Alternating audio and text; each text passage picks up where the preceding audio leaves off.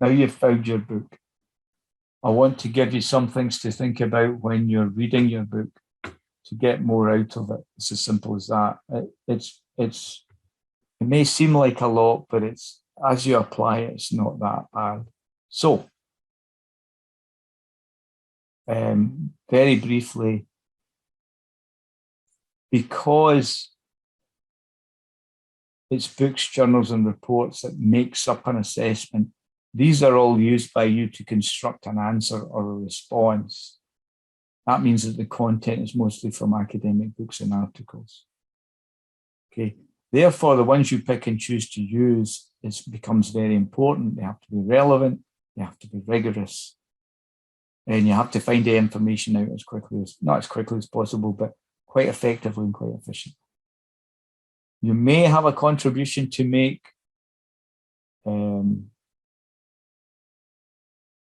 Within it. So some of your opinion will appear there, but it's important you're careful how you do that. I won't go into that now as much, but just to say that you can kind of comment or summarize things, and you won't have a reference. That'll be kind of your words to reflect on your understanding of what you've written. But it's not very often.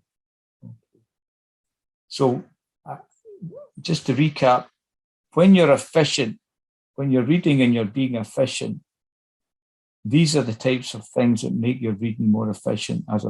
So one is, you've always got to be asking yourself, why are you reading a text? What is the goal? What do you want to get from this text? Why are you reading it? What's the point? And I'll give you some reasons later. And once you know what you're doing, then you quickly scan, as I've said, and I've given you how you do that. Your ladder reading, scanning, skimming, whatever it may be. And when you start reading something that says, this is why I'm reading this text, this is information I'm looking for, then you slow down immediately. Then you read thoroughly. So you're efficiently and effectively getting to the points that you need, and then you slow down and you take your time. And in fact, if you're reading something for an assessment, you may reread it. You may reread it more than once to get to understand it. Or if you're taking notes, probably you will definitely kind of reread it so that your notes make sense. So as I talked about, why are you reading something? So these are some things that you would, some purposes as examples so that you understand what I mean. So say I'm reading something to get a general insight into sustainable tourism. Then I would get the book, an introductory book or a chapter in a book, and it's, it may actually just say, the key principles of sustainable tourism or sustainable tourism theory or whatever it is. And you'll say, right, this is for me. And then by the time I've finished, I'll have notes. I'll have collected notes or annotated it or done whatever I'm going to do to that page so that I've picked out all of the things to give me a general understanding. So in that way, I'm just saying, this is telling me something about sustainable tourism. This is telling me about something about sustainable tourism. So I'll make a note of it. Or it might be something more specific. So you're just looking for a specific thing, a part of sustainable tourism or one aspect or one small point. Then make sure that you've got that, what you're looking for, written down and constantly go back to it. What is it I'm looking for? What is it I'm looking for? So when you're scanning, remind yourself, because sometimes you can forget or lose track. And the same goes for if you're looking for information from a text to help you answer a question, then absolutely have that question in front of you so that you can look at it and go, right, what am I looking for? I'm looking for this, right? And that keeps you on track, because you can lose your way. academic texts, I think you might have realized by now when you started trying to read these books, when it's things like journal articles, they can actually be quite intense. And like you're struggling to understand it, or it's just slow going. And you have to remind yourself when you're going, why am I putting myself through reading this? And you'll say, oh, it's for this bit of information. So having that reminder constantly prompts you. Okay. Right.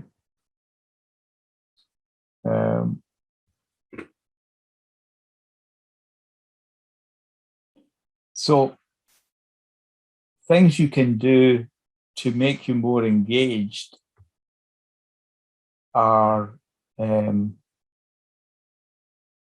when you're reading, if you do these things, then it demonstrates that you're more engaged with the text. And if you're more engaged, you will get more from it. So I just want to talk about, notes in the text. So if you make annotations in the text, if you write things on the text, or type in, or if you're, for instance, if you're reading a PDF, PDFs, Adobe now lets you make highlights, comments on a page, so that when you finish reading something, you'll have comments, you'll have things highlighted, like I would do. You'd say, this is important, and you highlight it. I've got to remember this bit. I've got to remember this bit. This is important. Then these are important. Also, if you do something different, I suppose I should have done this. You type, okay, I'm not going to type it in the right thing.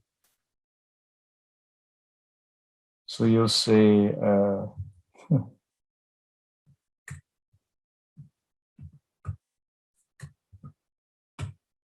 this is important. Then you get stuff in the text, and then you go, no, it doesn't matter. So,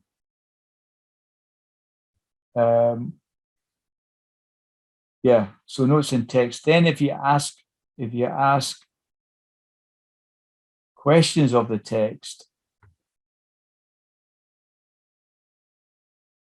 that shows you're engaged. So when you're reading it and you're not sure about something and you find yourself asking, well, what does that mean? Well, I'm not sure about that. Or is that right? Or, that kind of asking questions is really good. If you're looking at a text or you're reading something and you're thinking, does this relate to anything else I've looked at? Then that's another way of engaging. So it's just that way you're not just reading, but you're thinking about it and you're saying, how does this fit in? If you challenge the text, if you don't just accept it, but you're saying, well, I wonder if that's the best way to do it. Is this an important thing? What's the most important thing? Is there something else to this? This seems quite limited. Then again, then that's really good. And also when you spot something which may be a signpost to something else. So you may read something and you get the argument about this part of sustainable tourism will not be dealt with here as it's been dealt with by this person and this person. Now, as you read that and you say, well, I need to see that, I'll go and look for this person and that person, and I'll find those other texts and I'll go and looking for them. Or it may just suggest other reading for you. But either way, there are things that come from it that, signpost you. And if you pick up on those signposts and make use of them, it absolutely demonstrates that you're more engaged with the text. Yeah, I knew that would happen. Right. The other thing, and then something very, very similar, and was actually, the more I do this, the more I realize there's an overlap between this and the last slide.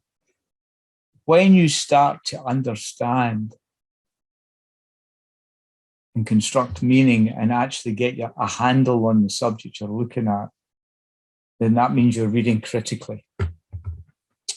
When you stop and think about what you've just read, try to make sense of it, try to link it up with something else, etc. That is another sign that you're being critical, because you're taking time to stop and think. if you think, is this useful to me? Does this have a place in my essay? Is this relevant? Is it irrelevant? Is this a thing in favor of an argument I'm making? Is this something against an argument I'm making? Then again, you're being critical. And as I said before, if you end up questioning the text, and you can do that before, during, and after, if you question the text and say, right, should I read this text? Is this the most appropriate text? And you answer that question and say, yes, it is, then that's good. If you're halfway through and you're saying, how's this helping me? How's this of use to me? Am I making a note of that? Am I acknowledging that? Then that's another way of being really good with your reading. And then when you're saying, how does this fit in? How is this of use to me?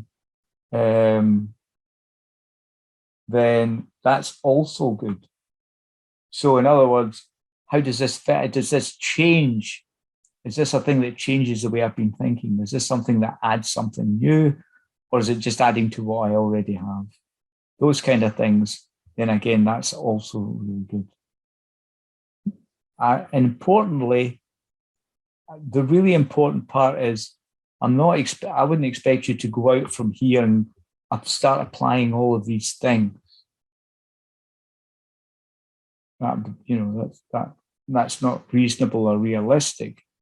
But what I'm saying is you start to understand how there's more to the process of reading than just kind of reading it and understanding it. But you've got to fit them all together. It's all got to make sense. So trying to keep other things in mind as you read is really useful, really powerful. Right, taking notes is productive because it's a learning process. When you take notes, you force your brain to construct those words. So basically, if you paraphrase something, if you take notes, you change something you've read into your own words that kind of represents that. You can't do that unless you understand what you're reading. So you're learning as you go. So this construction and writing in your own words, this learning process, so that helps you internalize your ideas and gives you a general understanding. It moves you beyond knowing to comprehending and understanding. Knowing something is not the same. It's like if you read something and it tells you a way that you can critique something or evaluate something. If you say, this will not work if this happens, then you could immediately say, gosh, well, I'm looking at the situation I'm writing about and that's happening. So I know that's not going to work. So if you just know about things descriptively, it's not the same. Okay. But the most important thing of all is if you've taken notes or annotated in the text, etc., then it saves you rereading. So you only need to read once, but you can think about it a lot more with what you've got. So that's really important. And to kind of sum all of this up, I guess, these